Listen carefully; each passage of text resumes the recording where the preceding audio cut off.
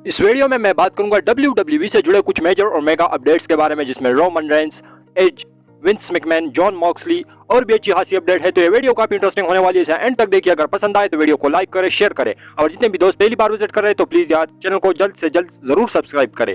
तो चलो फिर स्टार्ट करते हैं।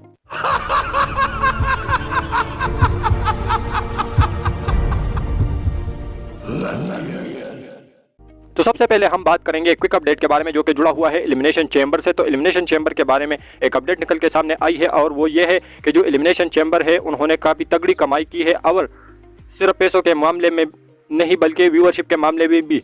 तो पिछले साल का जो एलिमिनेशन चैम्बर था तो उसके मुकाबले में इस साल का जो एलिमिनेशन चैम्बर था उसकी जो व्यूअरशिप निकल के सामने आई है वो है 54% ज़्यादा। तो पिछले साल के मुकाबले में इस साल के जो एलिमिनेशन चैम्बर है उसको 54% ज़्यादा व्यूअरशिप मिली है। और सिर्फ ये नहीं बल्कि जो रोमन रेंस और सेमी ज़ेन का मैच था तो उसके मुख्तलिफ क्लिप्स जो WWE है उन्होंने अपने सोशल प्लेटफॉर्म के ऊपर अपलोड की है। तो उस पर 24 घंटों के अंदर 20 मिलियन प्लस जो व्यूज़ है वो WWE को मिले हैं। तो ये काफ़ी तगड़ी बात है WWE के लिए। तो आप लोग इसके बारे में क्या कहोगे?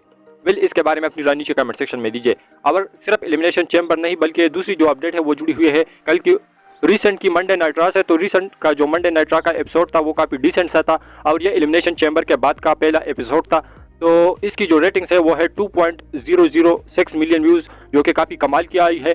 और दूसरी बात ये कि ये WWE का इस लोकेशन से पहला ऐसा मंडे नाइट रॉ का एपिसोड बना है जिन्होंने मंडे नाइट रॉ की हिस्ट्री का सबसे तगड़ा जो प्रॉफिट है वो कमाया है। और WWE को बहुत पैसे, WWE के लिए बहुत ज़्यादा पैसे जो है इस मंडे नाइट रॉ के एपिसोड ने चपवाए हैं।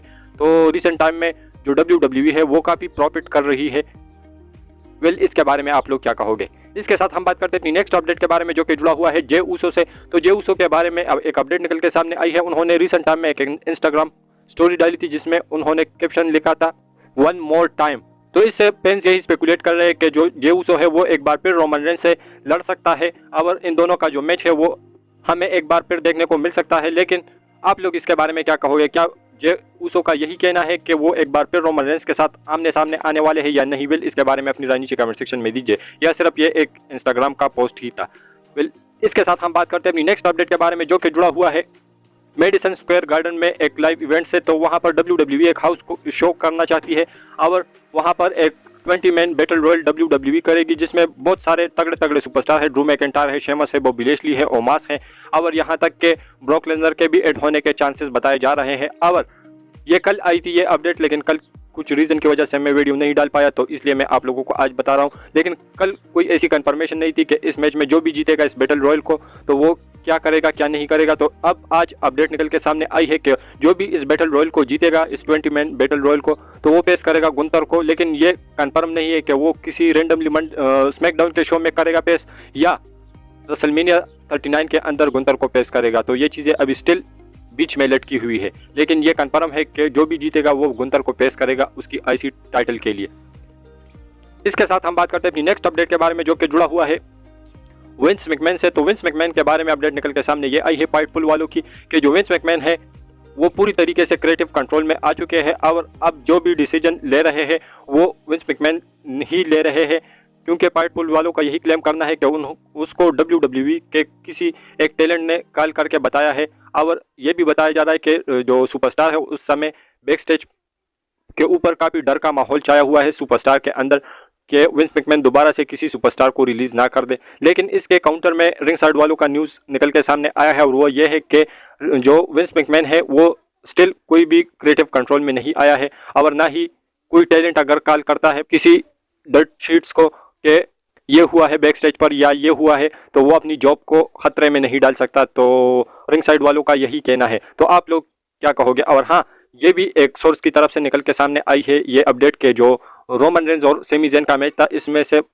मल्टीपल जो डिसीजन थे वो विंस मैकमैन के ही थे और विंस मैकमैन ही इस मैच के पीछे पड़े थे कि ये मैच हो। तो आप लोगों को क्या लगता है? मैंने सारे सिनेरियो मैंने आप लोगों के सामने रख दिए हैं। आप लोगों का क्या कहना है इन सारों चीज़ों के ऊपर? और हाँ, दूसरी बात ये कि जो रेसलमेनिया 39 का रोमन रेंस और कोडी रोड के जो मैच का पोस्टर निकल के सामने आया है, जो रोमन रेंस का अकेले आया है, उसके नीचे लिखा हुआ है डायरेक्टेड बाय विंस मैकमैन। तो इससे बहुत सारे लोग जो है वो यही स्पेकुलेट कर रहे हैं कि जो विंस मैकमैन है वो रेसलमेनिया आते आते जो है वापस से क्रिएटिव कंट्रोल में आ जाएंगे। तो आप लोग इस सारी चीज़ों के बारे में क्या कहोगे? वेल, कमेंट सेक्शन ओपन है, वहां पर ज़रूर मेंशन कीजिए। इसके साथ हम बात करते हैं अपनी नेक्स्ट अपडेट के बारे में, जो कि जुड़ा हुआ है जॉन सीना से। तो जॉन सीना के बारे में जिस तरीके से मैंने आप लोगों को मंडे नाइट रॉ की प्रीव्यू वाली वीडियो में बताया था कि जो जॉन सीना है वो 6 मार्च के लिए कन्फर्म है। WWE ने ऑफिशियली उसके रिटर्न को कन्फर्म कर लिया है।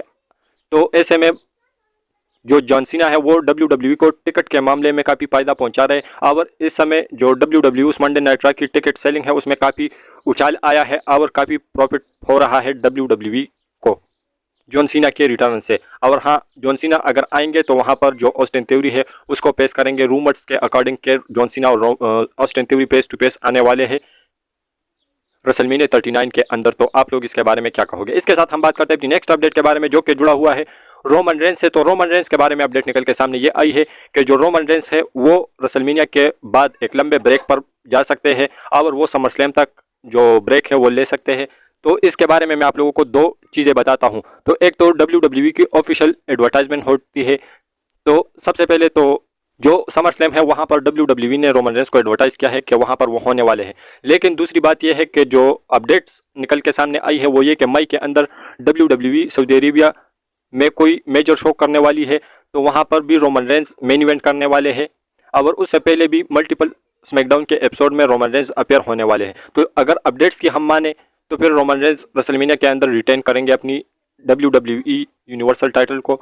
लेकिन अगर हम इस अपडेट को साइड में रखें तो फिर डेफिनेटली रोमन रेंस इतने लंबे ब्रेक पर क्यों जाएंगे, क्योंकि जो रोमन रेंस है वो रेसलमेनिया 39 के अंदर हार जाएंगे कोडी के अगेंस्ट में। तो आप लोग इसके बारे में क्या कहोगे? और दूसरी बात ये कि जो रोमन रेंस है वो मनी इन द बैंक के लिए भी WWE ने एडवर्टाइज नहीं किए हैं और अभी के हिसाब से Roman Reigns money in the bank जो कि लंदन से होने वाला है तो इसको मिस करने वाले हैं अभी के हिसाब से। वेल, इसके बारे में आप लोग क्या कहोगे? इसके साथ हम बात करते हैं अपनी नेक्स्ट अपडेट के बारे में, जो कि जुड़ा हुआ है एज से। तो एज के बारे में एक इंटरेस्टिंग अपडेट निकल के सामने आई है और वो ये है कि जो एज है उन्होंने जिस समय WWE के साथ कॉन्ट्रैक्ट साइन की थी 2020 के अंदर, तो जिस तरीके से जो WWE है या सुपरस्टार है वो अपने तरीके से क्लोज रखते हैं, तो इसमें जो एज है उन्होंने यही क्लोज रखा था कि जो एज है वो, तो इस कॉन्ट्रैक्ट के अंदर जो एज है उन्होंने यही क्लोज रखा था कि वो WWE के अंदर किसी भी टाइटल को नहीं जीतने वाले और ना ही वो टाइटल के लिए आए हैं, बल्कि वो जितने भी नए टैलेंट्स हैं उसको एलिवेट करने के लिए आएंगे और वो कोई भी मेजर जो चैंपियनशिप है वो WWE के अंदर नहीं जीतेंगे। तो यही क्लोज एज ने खुद रखा था इस कॉन्ट्रैक्ट के अंदर। तो इसको देखकर एज के लिए जो रिस्पेक्ट है वो दिल के अंदर काफ़ी ज़्यादा हो रही है। तो आप लोग इसके बारे में क्या कहोगे? कमेंट सेक्शन ओपन है, ज़रूर बताइए, क्योंकि जो एज है कोई भी सुपरस्टार अगर WWE के अंदर आता है तो उसका एक ड्रीम होता है, एक सपना होता है कि वो WWE के अंदर एक मेजर टाइटल जीते, एक बड़ी टाइटल जीते। तो एज का जो सीन है वो कुछ इसी तरीके से है, क्योंकि वो WWE के अंदर आए हैं दोबारा से, तो उन्होंने क्लियर WWE को ये बताया था कि वो कोई भी WWE के मेजर टाइटल को नहीं जीतेंगे, वो सिर्फ नए टैलेंट्स को एलिवेट करेंगे। और इसके साथ हम बात करते हैं आज की फाइनल अपडेट के ऊपर, जो कि जुड़ा हुआ है जॉन मॉक्सली से। तो जॉन मॉक्सली के बारे में एक अपडेट निकल के सामने आई है और वो ये है कि जो जॉन मॉक्सली है वो AEW के वाहद ऐसे सुपरस्टार बन गए हैं इस समय कि आज उसका एक मैच था, उसका जो नाम है वो मैं भूल गया हूँ जिसके साथ था, लेकिन एक ब्लडी मैच था। तो उस मैच के अंदर जो जॉन मॉक्सली है उन्होंने विक्ट्री अर्न की है। तो इसी के साथ आज उन्होंने AEW के पहले ऐसे सुपरस्टार बन गए हैं जिन्होंने 100 मैच जो है वो विन किए हैं AEW के अंदर। तो आप लोग इसके बारे में क्या कहोगे? और क्या इन फ्यूचर जॉन मॉक्सली को आप लोग WWE के अंदर देखना चाहते हो या नहीं? वेल, इसके बारे में अपनी राय नीचे कमेंट सेक्शन में दीजिए। और हमारी ये जो आज की वीडियो थी वो यहीं तक की थी। अगर पसंद आए तो वीडियो को लाइक करें, शेयर करें, और जितने भी दोस्त पहली बार विजिट करें तो प्लीज़ यार चैनल को जरूर से सब्सक्राइब करें, क्योंकि आप लोगों को हमेशा ही ऐसे इंटरेस्टिंग और लेटेस्ट वीडियोज़ डेली देखने को मिलती रहती है। तो मिलता हूँ आपसे बहुत ही ज़्यादा जल्दी किसी और इंटरेस्टिंग वीडियो के साथ। तब तक के लिए बाय बाय, टेक केयर।